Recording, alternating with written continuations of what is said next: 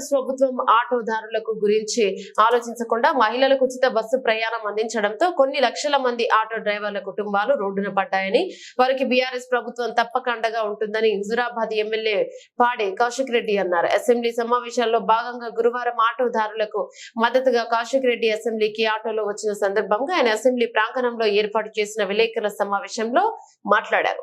కరీంనగర్ లో బుర్ర కరుణాకర్ అనే ఆటో డ్రైవర్ ఆత్మహత్య చేసుకోవడం హృదయాన్ని కలిచివేసిందన్నారు. తాను ఆటోలో వస్తున్నప్పుడు ఉచిత ప్రయాణం వల్ల చాలా ఇబ్బందులు ఎదుర్కొంటున్నామని స్వయంగా డ్రైవర్లే తనతో చెప్పారని అన్నారు. కుటుంబ పోషణ కూడా చాలా ఇబ్బందిగా ఉందని తన దృష్టికి తీసుకొచ్చారన్నారు. ఆటోదారులకు మద్దతుగా అసెంబ్లీకి వచ్చిన తర్వాత కూడా ఆటోని అసెంబ్లీకి అనుమతించలేదని, ఆటో వారిపై ప్రభుత్వానికి ఇంత చిన్న చూపు ఎందుకని ఆయన ప్రశ్నించారు. ఆటో డ్రైవర్లు కూడా ఓటు వేస్తేనే ఈ ప్రభుత్వం ఏర్పడిందనే విషయాన్ని మర్చిపోవద్దని ఆయన అన్నారు. ఇప్పటికే రాష్ట్రంలో 21 మంది ఆటో డ్రైవర్లు ఆత్మహత్య చేసుకున్నారని, ఇప్పటికైనా ప్రభుత్వం ఆటో డ్రైవర్ల సమస్యపై దృష్టి పెట్టాలన్నారు. ఆటో డ్రైవర్ ఎవరు అధైర్యపడే ఆత్మహత్యలకు పాల్పడొద్దన్నారు. అసెంబ్లీ సమావేశాల్లో భాగంగా ఆటో డ్రైవర్ల సమస్యలపై కూడా తప్పక ప్రభుత్వాన్ని ప్రశ్నిస్తానన్నారు.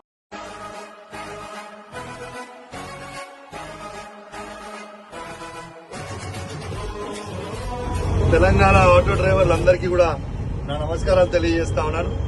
ఇవాళ మీకు మద్దతుగా ఇవాళ 21 మంది ఆటో డ్రైవర్లు సూసైడ్ చేసుకున్న ఒక బాధతో కరీంనగర్ లో ప్రత్యేకంగా నిన్న కరుణాకర్ అని ఒక ఆటో డ్రైవర్ చనిపోవడం చాలా బాధ కలిగించింది.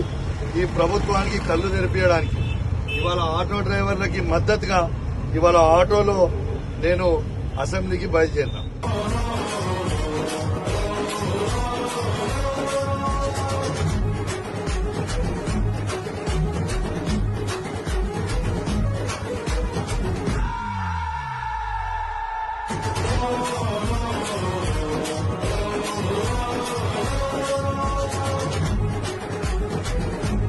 ఏం సంగతి ఎట్లా మీ ఆటోలు కష్టాలు?